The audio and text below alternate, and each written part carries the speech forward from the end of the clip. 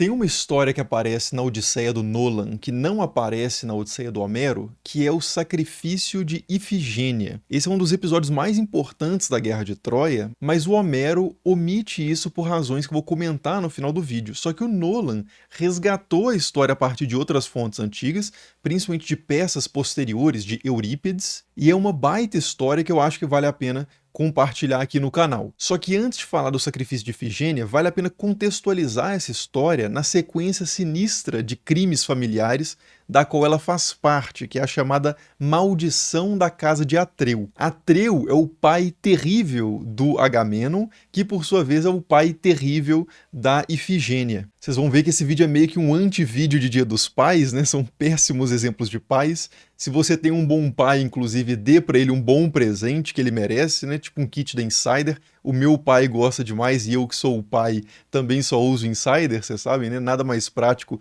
e confortável. E tá com excelentes descontos de Dia dos Pais com meu cupom lá Estranha no site, link na descrição. Mas valorize aí o seu pai, a sua figura paterna, a sua figura de referência, porque a gente sabe que nem todo mundo, infelizmente, teve um bom pai.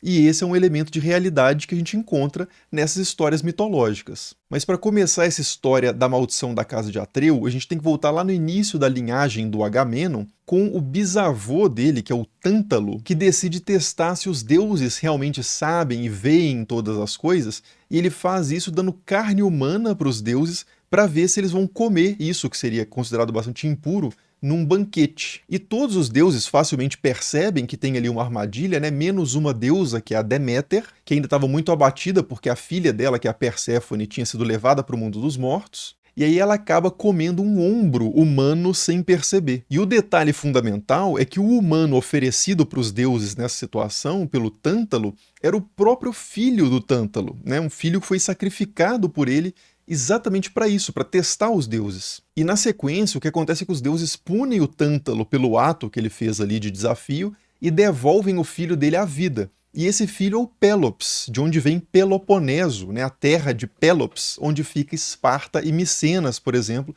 que no futuro vão ser os reinos de Menelau, marido de Helena, e do Agamenon, marido de Clitemnestra. Mas voltando para o Pélops, ele cresce depois de tudo isso, né, normalmente, faz as suas próprias barbaridades e acaba sendo ele mesmo amaldiçoado por um cocheiro que ele trai durante uns planos para a conquista de poder, e essa maldição pega nele e passa para os filhos dele, que são o Atreu e o Tiestes, que disputam entre si também, numa briga familiar, o reino de Micenas, e cometem eles mesmos também as suas próprias atrocidades. O Tiestes começa tomando a mulher do Atreu e o símbolo do poder real, o Atreu depois recupera esse símbolo, mata os filhos do Tiestes e dá para o próprio Tiestes comer num banquete, isso sem avisar, claro, que os filhos tinham sido mortos e colocados nesse banquete, né? Mais ou menos como o Tântalo tinha feito. E mais tarde, esse irmão do Atreu, que comeu os filhos sem saber, né? O Tiestes, tem um filho com a própria filha e nasce uma figura chamada Egisto. Guarde esse nome, que mata o tio, né, o Atreu, e devolve o trono de Micenas para o pai, Tiestes. Só que os filhos do Atreu, que são o Agamenon e o Menelau, agora chegamos, né, na geração ali da Guerra de Troia, derrotam o Tiestes e o Egisto e se tornam reis de Micenas e Esparta, respectivamente. E aí pronto, a gente está nos tempos da Guerra de Troia e já pode falar do sacrifício de Ifigênia, né, que está no inicinho ali da Guerra de Troia. O que acontece é o seguinte: quando a Guerra de Troia tá para começar, as tropas começam a se posicionar ali em algumas partes da Grécia para poder avançar em direção a Troia, né? Troia fica no que hoje é a Turquia. A cidade específica onde era a Troia histórica é uma cidade chamada Hisarlik, na Turquia, descoberta ali, escavada no século XIX. Mas então o pessoal vai sair ali da Grécia para atacar Troia. Só que os navios, eles acabam empacando, eles param pela ausência de ventos favoráveis numa região ali na Beócia, né, o que é mais ou menos o centro ali da Grécia continental, em Aulis, no porto de Aulis. E aí, um adivinho, o mesmo adivinho lá da história do cavalo de Troia, né, o Calcas, ele fala que os navios pararam porque existe uma deusa, que é a deusa Ártemis, que tem um problema com Agamenon não resolvido. Agamenon é o líder das forças gregas. Ele não é um rei acima dos outros no sentido político, De tipo assim, como se Agamenon, que é o rei de Micenas, que é um dos reinos ali, Agamenon poderia mandar e desmandar em Esparta, em Pilos, em outras cidades. Não, o Agamenon é o rei especificamente de Micenas. Só que ele é muito poderoso, o reino de Micenas é o mais poderoso, e ele acaba sendo o líder, né, dessas tropas que são vários reis que estão formando uma coalizão. E o Agamenon, isso é importante, ele é irmão do Menelau. Menelau é o marido da Helena. Helena era a rainha de Troia, ali, esposa do Menelau, que foi raptada por um príncipe troiano, que é o Paris, né, ou Alexandre, que é o que deflagra, né, a guerra de Troia, que essas tropas todas estão indo para Troia resgatar a Helena. E aí, então, você tem a situação em que o capitão das tropas gregas tem um problema com uma deusa que não permite que eles avancem.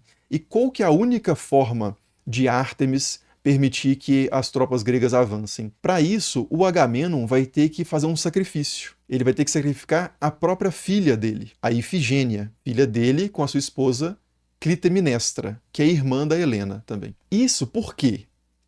Na peça de Eurípides não tem uma explicação, mas tem versões diferentes. Uma é que o Agamenon teria matado um cervo sagrado de Ártemis, e a Ártemis está irada com ele por causa disso. Outra versão é que o Agamenon teria feito um voto de sacrificar, numa certa ocasião, o ser mais belo, a criatura mais bela que nascesse naquele ano. E naquele ano, a criatura mais bela que nasceu foi a filha dele, a Ifigênia. Então ele está devendo esse sacrifício. Então, o Agamenon, desesperado, né, sem saber o que fazer, inicialmente ele pensa, bom, eu preciso avançar, então eu vou ter que sacrificar minha filha. Então ele manda uma mensagem para convocar a filha dele, ele manda uma mensagem para sua esposa, Clitemnestra, para ela ir com a filha até Aulis, com uma desculpa, que é a desculpa de que uma mentira, que ela estaria indo para lá para se casar com Aquiles, que já tinha muita fama, renome. E aí ele desiste, depois ele tenta voltar atrás, mas não dá tempo. Então a Ifigênia chega com a Clitemnestra naquela região e a Clitemnestra encontra o Aquiles e fala, né?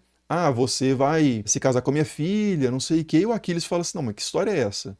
Não tem nada disso, você ficou louca, né? Ele até questiona a sanidade da Clitemnestra e fala, não existe nada disso, eu não vou casar com ninguém. E aí a Clitemnestra percebe, né, a farsa, e o próprio Aquiles fica revoltado com o fato do seu nome tão precioso ter sido colocado numa mentira, e ele quer garantir, acima de tudo, a sua glória e a sua fama imortal, o seu renome, a sua Cleos, né? Que ele fala, eu não vou permitir que isso aconteça, que Ifigênia seja sacrificada. E ele é o guerreiro mais temido, é o mais forte entre os gregos, né? E tem uma tropa de elite de guerreiros que são os Mirmidões. Então ele fala, não vou permitir em hipótese alguma que a Ifigênia seja sacrificada, porque se ela for sacrificada, o meu nome vai estar imortalizado nessa mentira, e eu não quero isso para mim. Então Aquiles, sempre muito orgulhoso e autocentrado, né, como ele é na Ilíada e em outros textos, ele toma essa decisão, e aí ficamos num impasse, porque se a Ifigênia não for sacrificada, as tropas gregas não avançam, se a Ifigênia for sacrificada, o Aquiles vai ter uma guerra interna ali, né?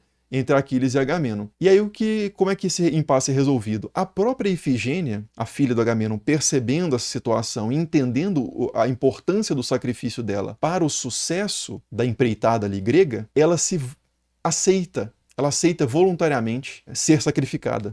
E aí, ela então é levada para ser imolada, né, num ritual, só que no último momento ela é substituída por um cervo, que é sacrificado no lugar dela e ela desaparece. E aí fica um suspense. O que aconteceu com a Ifigênia, né? Aí na história os gregos avançam, aí vence a guerra de Troia, etc e tal. Mas e qual foi o destino da Ifigênia? Aí segura aí. Nesse meio tempo, os gregos vencem a guerra de Troia, e o Agamenon, depois de vencer a guerra de Troia, volta para casa, onde a Clitemnestra o espera. Só que, nesse meio tempo, a Clitemnestra tinha conspirado com um primo do Agamenon, que é o Egisto. Lembra dele? Lá o Egisto, rival dos Atridas, né, dos filhos de Atreu, Agamenon e Menelau. O Egisto que antes já tinha matado o próprio Atreu para devolver o pai dele, o Tiestes, para a posição de rei. É com esse Egisto que a Clitemnestra faz um pacto para matar o Agamenon quando ele voltasse de Troia. Então, quando o Agamenon volta finalmente para casa, depois de 10 anos de guerra, ele é recebido por uma esposa que o mata. E essa morte do Agamenon vai ser vingada depois pelo filho dele, que é o Orestes, que vai matar a própria mãe. Mas segura nesse ponto e vamos voltar para Ifigênia. Tempos depois, vemos Ifigênia num lugar muito distante, que é no que hoje seria a Crimeia, uma região ali no Mar Negro, né? Na parte mais distante do Mar Negro em relação à Grécia. Então, para aquele mundo, que era um mundo muito menor, por assim dizer, era assim, os confins da terra. Então a Ifigênia está nessa região servindo como uma sacerdotisa de Ártemis, nesse lugar, e nesse lugar, nesse reino, que é Tauris, há um rei que exige que todos os gregos que acabam chegando ali, geralmente náufragos, que eles sejam sacrificados para a deusa Ártemis. Então a Ifigênia se tornou uma sacerdotisa de Ártemis, cujo papel é matar gregos, que é o que ela é. E aquilo gera nela uma tensão e um trauma assim enorme, né? Que não tem como ela escapar. E de repente chega um grego ali na região de Tauris, que pela política, né, local ele tem que ser sacrificado, e quem vai fazer esse sacrifício é a Ifigênia. E esse grego é ninguém mais, ninguém menos do que Orestes, que é o irmão da Ifigênia, que chega lá fugindo das Eríneas. As Eríneas são entidades sobre-humanas que perseguem, são as fúrias, né, como os romanos chamavam, são entidades ali vingativas que perseguem as pessoas que cometem crimes terríveis, como o matricídio, no caso, né? Porque o Orestes matou a mãe Clitemnestra. Então o Orestes chega fugido ali em Tauris e ele é capturado pelos táurios e levado para ser sacrificado pela própria irmã, que acaba tendo uma cena de reconhecimento. Eles têm uma diferença de idade muito grande, né? Então inicialmente eles não se reconhecem, mas eles acabam se reconhecendo, e a Ifigênia decide que vai acabar de uma vez por todas com essa situação, né, de sacrificar gregos, e que não vai matar o irmão e que vai fugir com ele. É importante dizer também que o Orestes não vai parar aleatoriamente em Tauris. Ele vai parar ali porque ele tinha recebido também uma revelação de que a única forma dele se livrar da perseguição das Eríneas era roubando uma estátua de Ártemis que estava em Tauris e levando isso para Ática, ali na Grécia. Então ele está com essa missão para tentar aplacar a ira das Eríneas. É uma missão dada a ele por Apolo, né? O oráculo de Delfos, que dá esse oráculo, né? Essa revelação para ele. E aí então Ifigênia e o Orestes já se entendendo a situação ali, eles elaboram um plano. A Ifigênia, na verdade, que elabora esse plano sozinho. O Orestes pensa em resolver na força bruta a coisa, matando as pessoas ali e fugindo, mas a Ifigênia percebe que aquilo seria loucura, né? Seria morte certa, e ela usa mais a cabeça e elabora um plano que é o seguinte: ela vai usar a própria piedade, a própria religiosidade muito forte dos táurios para criar uma situação em que eles consigam fugir, que é a seguinte: ela fala que a estátua de Ártemis, do templo de Ártemis onde ela era sacerdotisa, que ela está impura porque o Orestes ele tá tão poluído por ter matado a mãe, ele tem a chamada o miasma, né? Essa poluição que às vezes é física e ritual também. Ele tá tão impuro que ele contaminou com a sua presença a estátua de Ártemis, e que ele mesmo não pode ser sacrificado nesse estado de impureza, porque as vítimas sacrificiais, tanto animais, pessoas, elas têm que ser puras. Geralmente você sacrifica o melhor animal, joga água lustral, uma espécie de água benta, nos animais. Então o Orestes estava muito sujo e o rito comum não seria suficiente para tirar toda essa impureza. Então ela teria que levar o Orestes e a estátua para o mar para poder fazer essa limpeza de forma mais profunda, e para que não se espalhasse uma doença na cidade por causa da contaminação de Orestes, todo mundo deveria ficar em casa de olhos vendados. Então ela mete essa, né? E o pessoal muito devoto ali de Ártemis e acreditando muito na sacerdotisa de Ártemis, acata isso, né?